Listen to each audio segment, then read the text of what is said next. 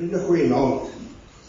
Dit is vir my 'n baie groot voorreg om hier te kan staan en die konferensie vanaand te kan open met die woord van die Here. En ek wil heel eerstens, wil ek tog vir die toestemming vra, dis nie dat ek u nie eer of respekteer nie, maar as u hier staan, sal u weet wat is die hitte, die temperatuur hierbo. So, ek gaan vir u vra, en ek het nou nie die raad vir die tyd gevra nie, maar ek gaan my baadjie uittrek en gaan my voorskoot aantrek, dan weet u nou, ek het toestemming om in die kombuis te kom, nee.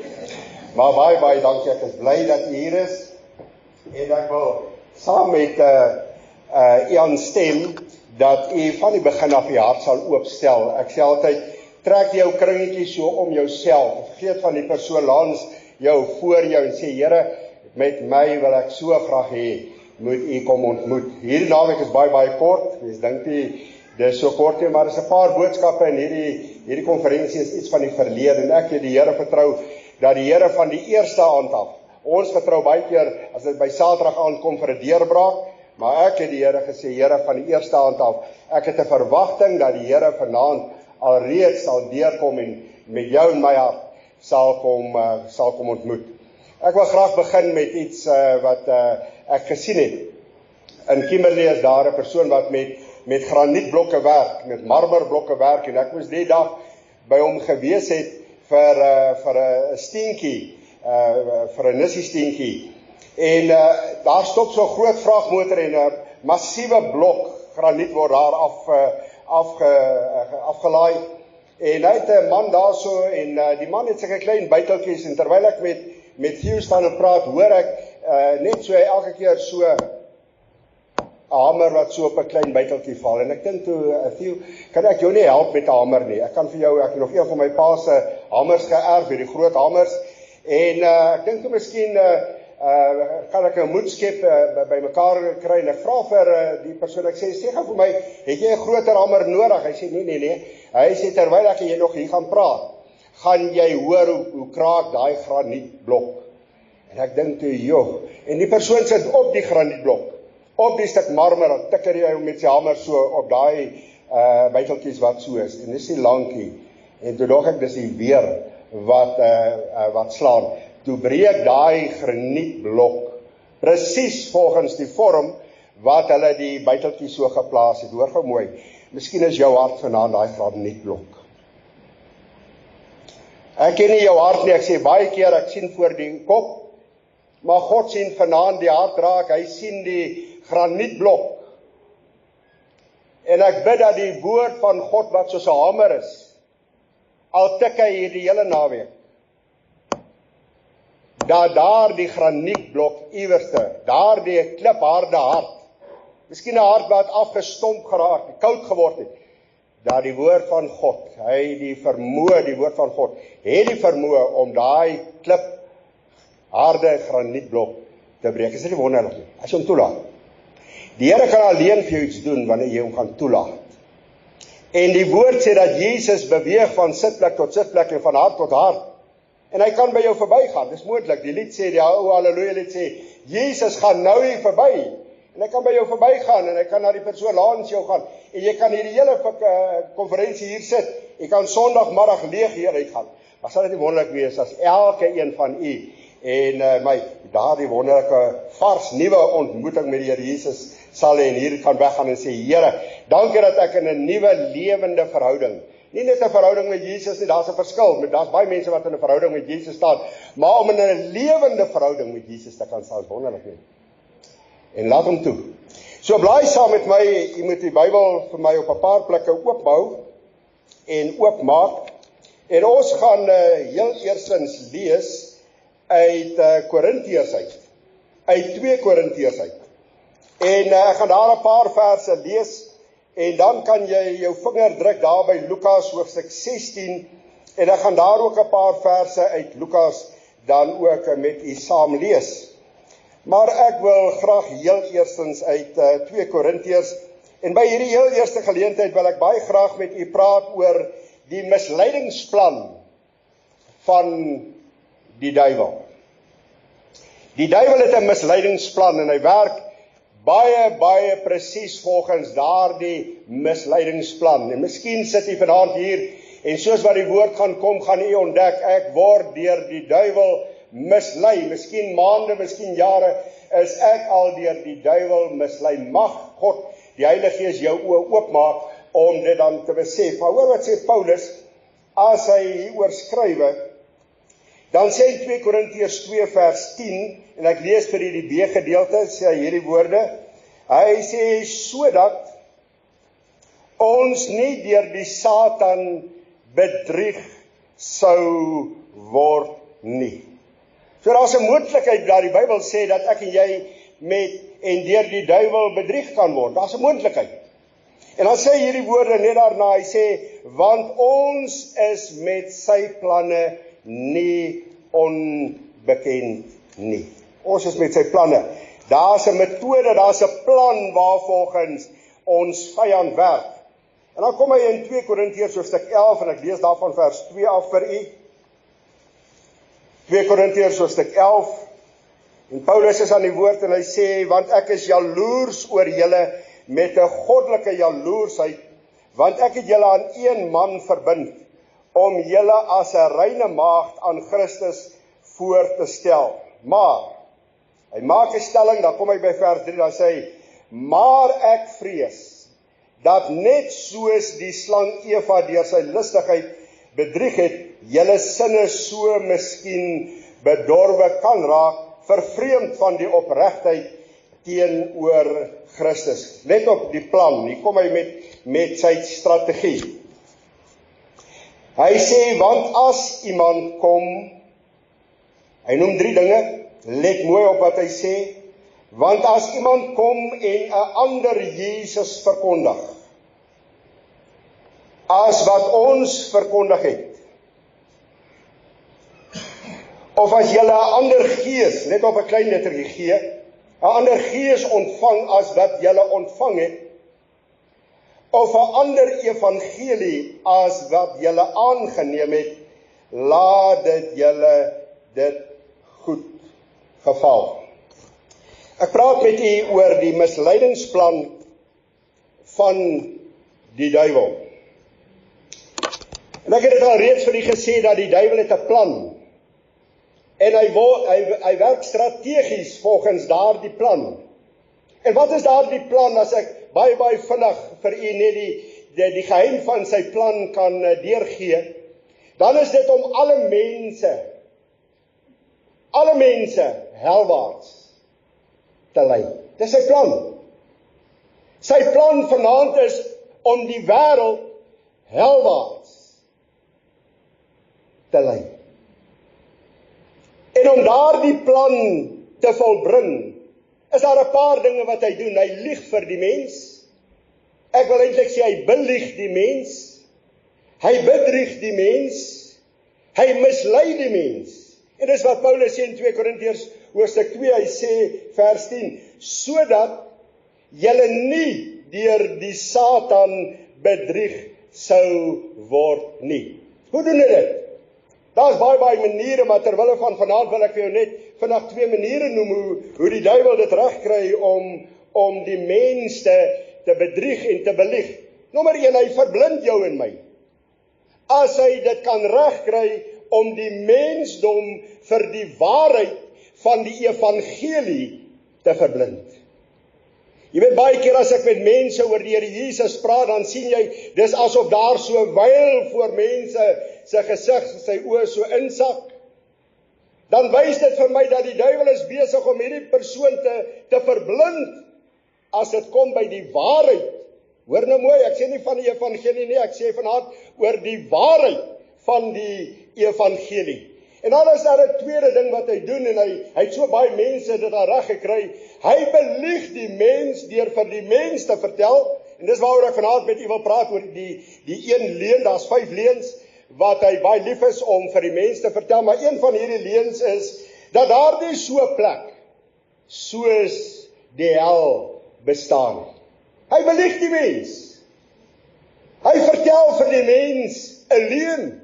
En weet jy dat die mens hierdie leuen glo?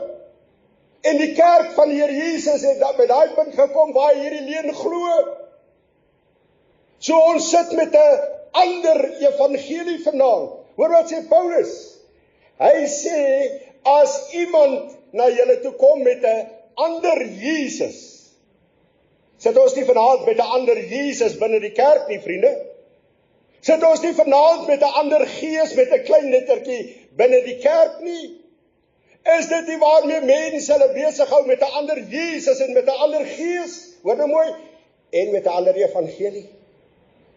Hy bied, die duiwel het die kinders aangeleer om die mens so te mislei dat hy met 'n vals evangelie en met 'n vals Jesus en met 'n vals gees na die mens toe kom en ons dink dis die waarheid. Ek wil net voordat ek by my punte kom net vanaand vir julle 'n bietjie wys wat die duiwel reg gekry het as ek sê hy kom met 'n misleidingsplan. Hy het dit reg gekry om die mens te verblind vir die waarheid van die evangelie. Ek noem dit pynstillers. Weet jy wat is 'n pynstiller? 'n Pynstiller is iets wat net vir die oomblik 'n oplossing kan bied. 'n Pynstiller, hierdie dinge wat ek nou vir u kan noem, is dinge wat net vir 'n oomblik, net vir daardie oomblik, vir jou vrede kan bring, wat vir jou 'n oplossing kan bring, maar hier binnekant is daar die leemte nog steeds so. Ek wil jou een noem vanaand, as dit kom by 'n ander Jesus. My so hartseer, veral in hierdie tyd waarin ons nou in beweeg, Kerstyd, ek lees Matteus 1 vers 21, waar die engel dan Maria toe kom en sê, noem hom Jesus, hoor gou mooi, noem hom Jesus, hoekom? Want dit is hy wat sy volk van hulle sondes sal verlos. Hy's die verlosser. Die engel sê vir Maria, hy gaan die verlosser wees, hy gaan die redder van die wêreld wees. Hoor gou mooi. Die duiwel sê nee, ek kom met 'n ander Jesus.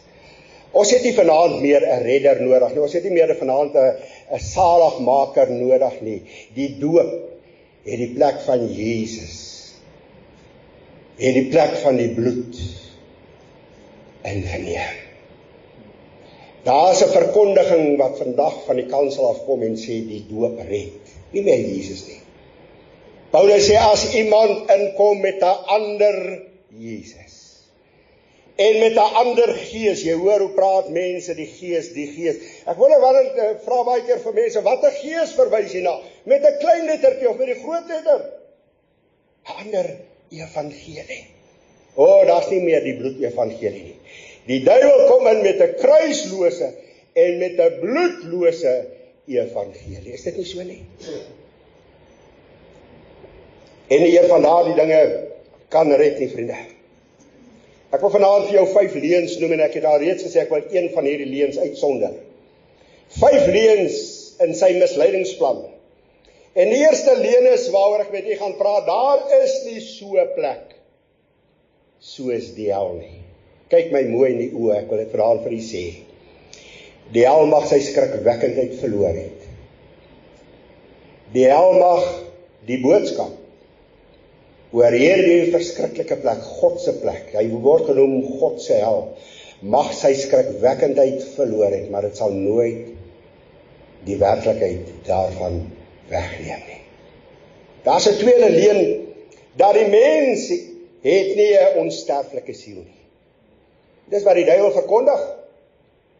Dis wat mense van huis tot huis loop met hierdie boodskap. As die mens sterf, sterf hy soos 'n dier. God sê nee, sy woord sê nee. As iemand na jou toe kom met 'n ander evangelie, misleiding.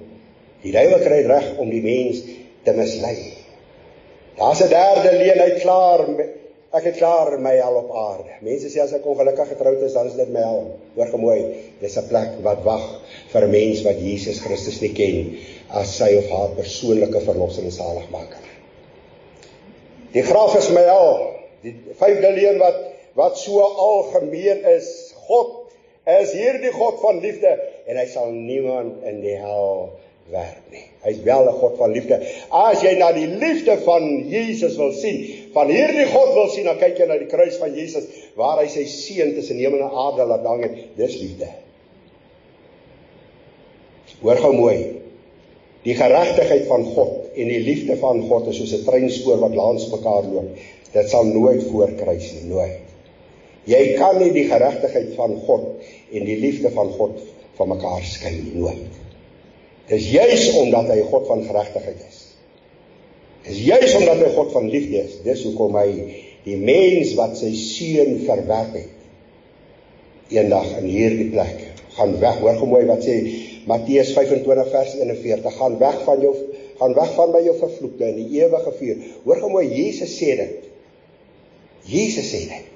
Gaan weg van my. Hy gaan mense wegstuur van hom af. Waar kom hierdie leuen vandaan?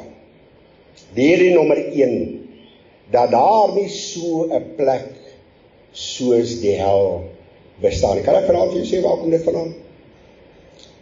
In 1969 het 'n sekere man met die naam van Anton LaVey, hy was 'n satanis, het hy die sataniese Bybel, the Satanic Bible gepubliseer nadat hy hom geskryf het. En kan ek vir jou op bladsy 33 van die sataniese Bybel lees wat daar staan? En hy het dit reg gekry nadat hy hierdie Bybel gepubliseer het om die wêreld in te stuur, en uit nieuwsgierigheid het mense die sataniese Bybel, the Satanic Bible, gekoop en gelees, en ongelukkig op bladsy 33 van daai sataniese Bybel uitgekom. Ek wil dit graag vir jou lees. Hoor gou mooi, wat staan op bladsy 33? Hy skryf hierdie woorde, hy sê, there is no heaven of glory bright, and no hell where sinners roast. Here and now is our day of torment. Here and now is our day of joy. Here and now is our opportunity. Choose ye this day and this hour, for no Redeemer liveth.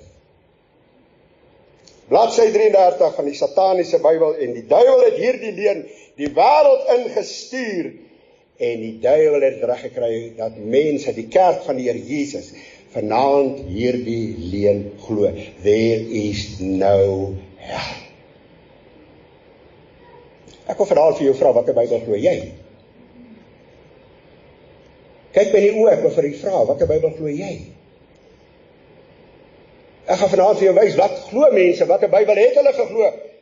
Ek wil vanaand vir u sê, as jy nog nooit die woord van God geglo het nie, dan moet jy vanaand sê, Here, na afloop van hierdie diens, ek sal hierdie woord vat en ek sal dit glo. Het jy geweet dat Paulus skryf dit? Hy sê in 1 Timoteus 4 vers 1, hy sê, maar die Gees sê uitdruklik. Hoor wat sê die Gees met 'n hoofletter? Dat in die laaste tye sommige van die geloof afvallig sal word. Hoor nou mooi. En verleidende geeste en leringe van die duiwel sal aanhang. Die Bybel sê dat in die laaste dae sal daar mense wees wat hierdie leuen van die duiwel sal glo en sal vat. Die tyd het aangebreek dat die leuen, die duiwel hierdie leuen versprei het. Hierdie leuen word selfs van ons kansel. Hierdie leuen wat die duiwel sê dat daar nie 'n hel is nie, word van ons kansels af weerhou. Weet jy wat sê mense? Om oor God se hel te praat is bangmaakstories. Ek wil daar vir jou sê, dan was Jesus die grootste bangmaker gewees.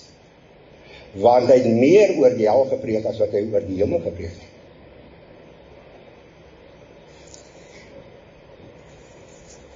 Mag ek weer vir jou vra voordat ek by my punte kom? Watter Bybel glo jy? Miskien lag jy in jou hart vanaand vir my. Miskien sê jy vir my, ek is nog van die ou skool. Maak nie saak nie. Maak nie saak nie. Maar ek wil vanaand vir die waarsku, daar's 'n plek wat vir die mens wag wat Jesus nie ken nie. En Hebreërs 10:31 sê dis vreeslik om te val in die hande van 'n lewende God. Voordat ek by my punte kom, kan ek net gou hierdie vir u noem. Hierdie mense het ook gelag. Bybelse bronne. Ek dink aan Voltaire, daar so 'n boek. Baie van hierdie name, hierdie man was 'n godlonaar, hy het gesê, daar bestaan nie 'n God nie. Maar weet jy, elke mens het 'n sterfbed. Jy het 'n sterfbed en ek het 'n sterfbed. En weet jy, wanneer ek en jy op die sterfbed lê, dan lê ons naak, dan kom die waarheid uit. En toe hy daar op sy sterfbed lê, toe was sy woorde. Onthou, hy het nooit in God geglo nie, hy het dit afgelag. Hy het nie eens in die hel geglo nie. Hoor nou mooi, hy sê op sy sterfbed hierdie woorde: ek is van God verlate en ek gaan hel toe. Hy roep uit terwyl hy sterf: o Christus, Jesus Christus, skeer my. Ek val, lig my op want ek brand. Wonder wat die Bybel het Voltaire geglo. Het hy geglo wat Anton LaVey geskryf het? There's no place like hell. Here and now, here and now. Hy kom 4 keer so voor here and now, omdat daar is nie 'n verlosser nie. Daar bestaan nie so iets nie. Maar op sy sterfbed, toe erken hy dit. Hy sê: o Christus Jesus. Hy roep eers uit, hy sê: ek is God verlate. Hulle vertel in 'n boek Voices from the Edge of Eternity, bladsy 71 en 72, vertel hulle van 'n man, sy naam is John Mayer. Hulle sê toe hy sterf, toe roep hy hierdie woorde uit, hy sê: o God, bevry my van hierdie aaklige put. O God, wonder wie se Bybel het hy geglo deur die jare. Hulle sê 15 minute voordat hy gesterf het hy begin uitroep: ek is in vlamme. Trek my uit, trek my uit. Hulle sê hy het aanhoudend uitgeroep totdat hy uiteindelik gesterf het. Ek wonder in watter Bybel het hy geglo. Kan ek jou dit net gou weer lees, dan kom ek met my punte. There is no heaven of glory bright, and no hell where sinners roast. Here and now is our day of torment.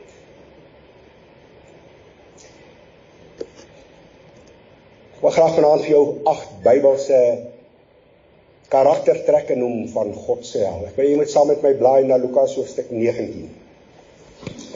Lukas hoofstuk 16. En ek wil vir u lees van vers 19. Interessant dat Jesus is besig om hierdie verhaal te vertel.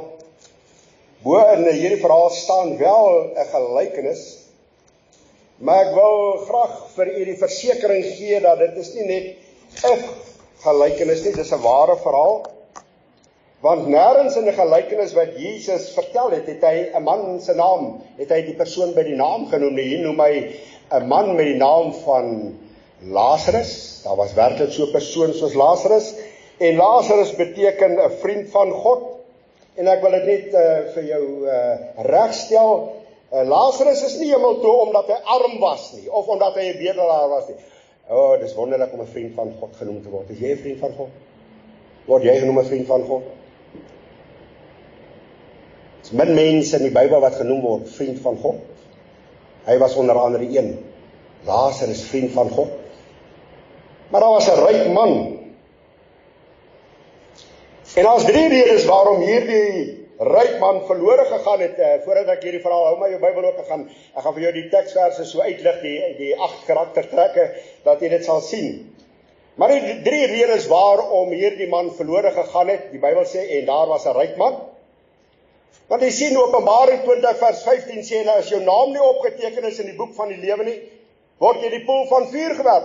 So die hemel het nie sy naam geken nie, God het nie sy naam geken nie. Hy kon nie sê hierdie ryk man se naam is dit nie. Hy het net gesê daar's 'n ryk man.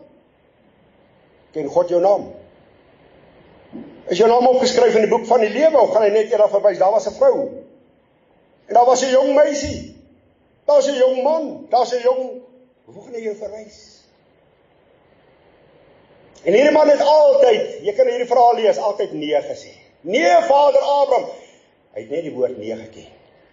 Nee gesê vir daai saligheidsplan, daai wonderlike saligheidsplan van die hemele. Ek wil vanaand vir u wys uit hierdie gedeelte wat Jesus vertel dat hy het goed geweet. Wat moet hy doen? Hoor nou mooi. Hy het goed geweet. Wat moet hy doen om nie hel toe te gaan nie? Hy het goed geweet. Kan ek sy verhaal vir u vertel? Hoekom sê ek hy het goed geweet? Ek kan my volg. En dan gaan die gedeeltes vir die lees, kwartier en jy kan dit gaan lees in jou stilte tyd vanaand. Hy kom in Markus 10, vers 17 sê, toe Jesus op die pad uitgaan, toe hardloop daar 'n jong man na Jesus toe, en hy val voor Jesus op die knie, en hy vra vir Jesus hierdie belangrike vraag, een van die belangrikste vrae wat enige persoon Jesus kan vra. En ek wil vir u sê, ek is seker wanneer u aan die lig afsit, en u ken nog nie die Here Jesus, u nog nie daai bly versekering in jou hart nie, het jy ook al hierdie vraag in jou hart gevra, miskien net op 'n ander manier. Goeie meester, hy vra Jesus, hy val op sy knie, desperate. Hy sê, goeie meester, wat moet ek doen om die ewige lewe te beerwe? Hy het geweet wat hy moet doen om nie hel toe te gaan nie. Hy het geweet, hy moet sorg, daar's iets wat hy moet doen om die ewige lewe te beerwe. Hoor gemooi, daar's iets wat u moet doen om eendag hemel toe te gaan. Daar's iets wat u moet doen, u moet gered word. En dan kyk Jesus hierdie jongman so, en dit is my so mooi as Jesus dit sê, hy sê vers 21, en Jesus het hom, Markus 10, en Jesus het hom aangekyk, en hom lief gekry.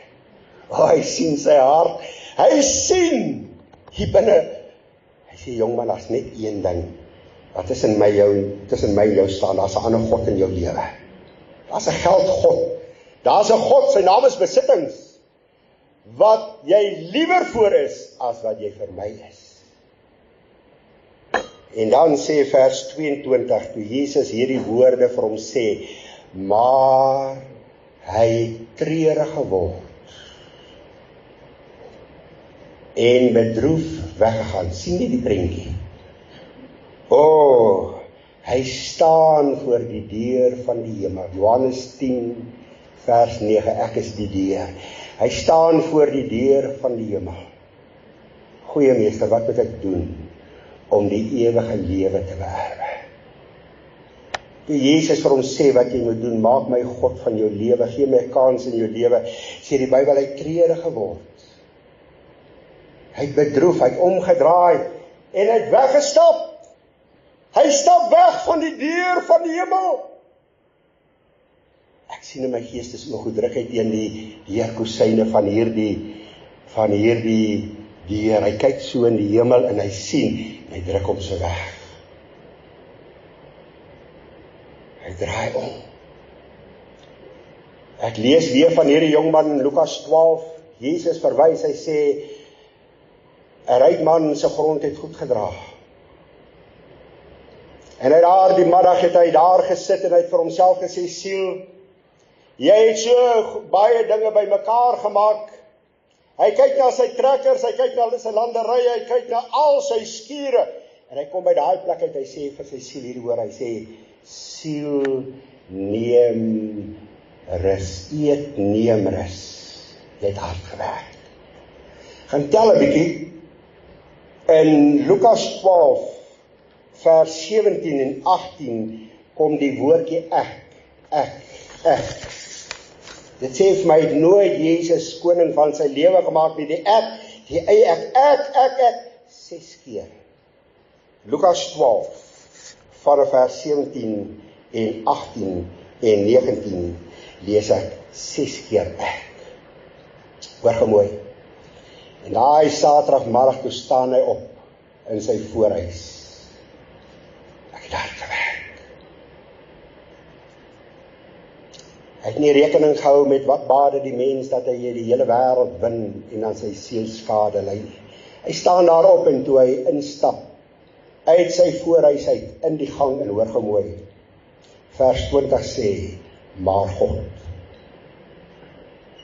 het die laaste woord. En God spreek die laaste woord. Hoor gemooi. Ek sê vanaand vir jy moet rekening om die 2 woorde, maar God sê vir hom, jou dwaas. In hierdie nag sal ek jou siel van jou afeis en alles wat jy bymekaar gemaak het. Hy vra hierdie voor, hy sê, wie sal dit wees? Dan lees ek in Lukas 16 ewe skielik weer van hierdie ryk man, en nou begin Jesus met hierdie verhaal, hy sê, en daar was 'n ryk man, hy het vrolik en weelderig gelewe. Hy het nooit het hy aan die Here gedoen. Kan ek gou vir u sê, ek wil vir jou 8 punte noem, 8 Bybelse kenmerke van God se held. Ek wil hê, as jy vanaand hier uitstap, dat jy sal sê, Here, ek glo God se woord. Dat daar is 'n plek wat vir die sondaar wag, wat Jesus nie ken nie. Sy naam is God se held. Of jy kan daar uitstap en jy kan vanaand vir my lag en vir my sê, ek gaan glo wat Anton de Wey geskryf het, there is no heaven and there is no hell. Maar jy moet rekening hou, maar God sê vir jou, in hierdie nag, sal ek jou siel van jou afwys. God sê dit vir jou. Wees ek het tyd om alles hieronder vir u te noem, maar die eerste kenmerk van God se held is 'n plek, let wel, is nie 'n toestand nie, daar's mense wat sê dis 'n toestand, dis nie 'n toestand nie, dis 'n plek van pyniging en smarte. Gaan lees dit vanaand. Gaan lees dit. Maak jou Bybel oop by Lukas 16. Toe hierdie ryk sy oë oopmaak, kan ek dit vir u lees, vers 23. En toe hy in die doodryk sy oë ophef, terwyl hy in smarte was. Terwyl hy in smarte was. 'n plek van pyniging. Kan ek ietsie vir jou lees? In Arthur Loyn se boek, Satan Wants You, bladsy 129, sê die moderne sataniste hierdie woorde. Hulle probeer dit propageer dat die hel is 'n ware paradys. So in teenstelling met dit wat die woord sê, toe sy oë oopmaak, toe sê ek is in 'n plek van smarte. Dis 'n plek van pyniging. Dis 'n plek van onbeskryflike foltering, pyniging en geween.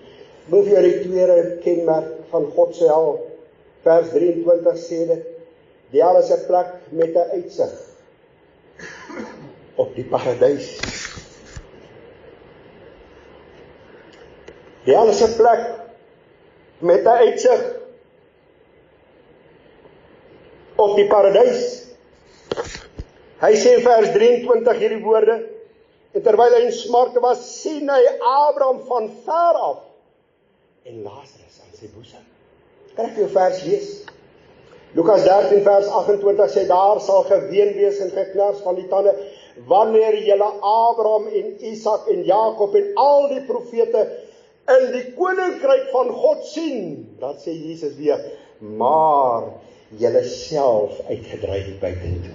Hoor gou mooi wat sê Jesus, daar sal mense wees wat nie daar gaan is nie. Hulle gaan daar sit en hulle gaan sien. Hulle gaan uitkyk op die paradys.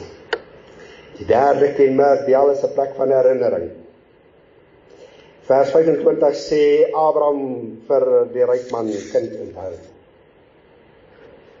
Kind onthou. Jy gaan voorregte onthou. Voorregte soos 'n konferensie 2024. Jy gaan geleenthede onthou, soos hierdie diens, 'n donderdag aand. Jy gaan derdens ook die kans onthou wat jy gegee was aan die einde. Om die saak met God reg te maak. Jy gaan onthou, kind onthou. Jy gaan onthou. Jy gaan onthou. Ek wil vir u sê, die ryk man gaan daai kans onthou toe hy voor Jesus op sy knieë neergesak het en selfs die vraag vir Jesus gevra het, goeie meester, sê net vir my, wat moet ek doen? Hy gaan dit onthou. Hy gaan onthou hoe hy op sy knieë neergesak het. Hy gaan onthou hoe hy sy hande teen daai deurkusyn gedruk het. Daar's nog 'n man wat iets gaan onthou, sy naam is Judas Iskariot. Hy gaan onthou Matteus 26 vers 48 hoe hy selfs die deur gesoen het. Die nag toe Jesus verraai is, toe verraai om te soen, toe soen hy die deur gesoen. Hy soen die deur van die hemel. Hoe naby kan 'n mens kom en nog steeds verlore gaan? Dit is 'n plek van verterende begeertes en van drange. Hy dors gehad. Hy het nie sy drang na water, hy het nie sy drange verloor omdat hy daar is. Nee, hy het 'n drang nie. Hoor gou mooi, liewe sondaar, al sy en al u sondige drange en begeertes sal in die poel van vuur behou word. Dit waarin jy in hierdie lewe verslaaf was, sal saam met jou na die poel van vuur gaan met net een verskil. Daar sal nooit versadiging daarvan wees nie. Die 5de kenmerk, die hel is 'n plek van vuile gemeenskap. Die skuim van die aarde sal daar wees. Iemand het na die hel verwys as die vuileshoop van die hemel. Ek kan verklaar, ek wil jou vers lees, 'n vers of 2. Daar's baie mense wat dit nie glo nie, maar ek wil vanaand vir jou wys, wie gaan jou bure in die hel wees. As jy in hierdie lewe, as jy vanaand die Here Jesus nie ken as jou persoonlike verlosser en saligmaker en waag om daar uit te stap, jy moet in hierdie nag sterwe, gaan jy jou oog so oopmaak.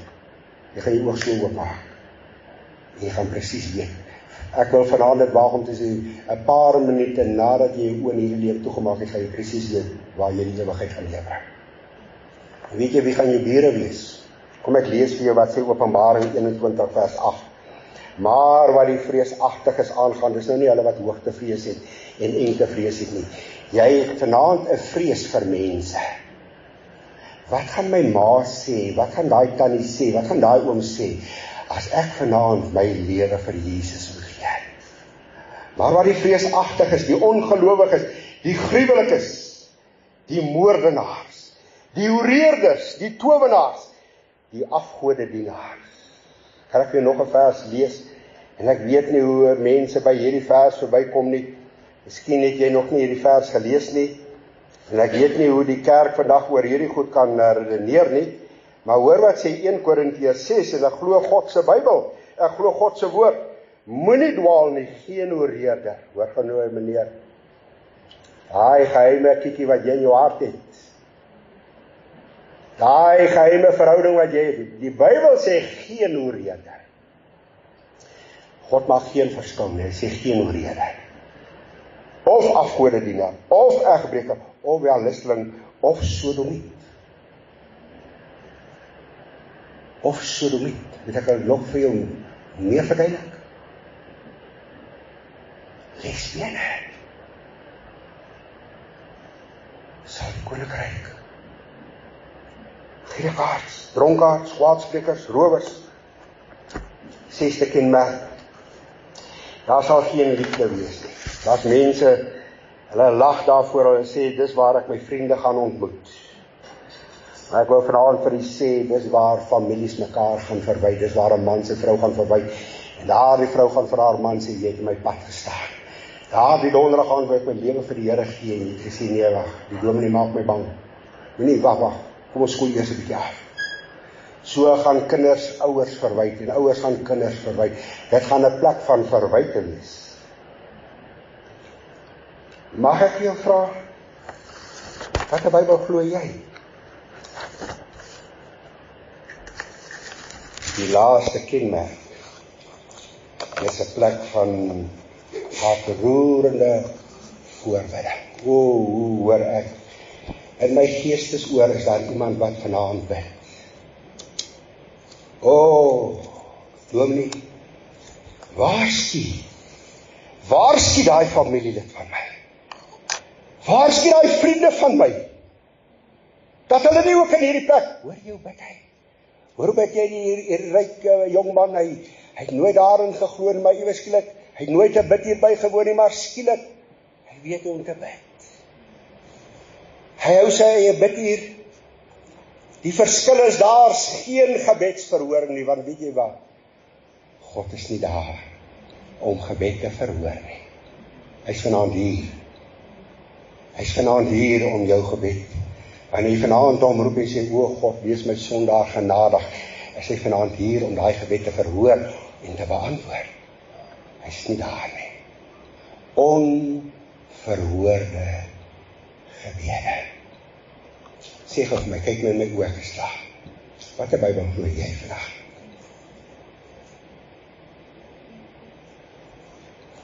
of iets wys. Wat die Bybel? Glo u vanaand? Ek wil vir u wys hoe lank is die ewigheid. Kyk gou hier. Hier is jou en my lewe. Hier is jou en my lewe. Hier is jou en my lewe van my geboortedag af. Tot die dag wanneer ek en jy moet sterf. Hierdie dag ken ons nie, wat is ons lewe? Die Bybel sê 70 jaar, of as ons baie sterk is 80 jaar en die einde daarvan. Ons weet nie hierdie dag nie, maar ons gaan hier kom. Maar die dag as ek my oë hier moet toemaak, ek ken Jesus nie, is daar so 'n lewe wat vir my wag. Die Bybel noem dit die ewigheid, die hiernamaals sonder Jesus. In vergelyking met 70, 80 jaar. Seker vir my. Dis hierdie tyd in ons lewe waar ons die besluit moet neem vir die Here Jesus. Dis nie. As jy jou oë toegemaak, daar's mense wat vanaand bid, wat hulle hier begin. Sonder Jesus. Ek sluit af, jy kan sonder Jesus lewe. Moet net nie vanaand waak en sonder hom.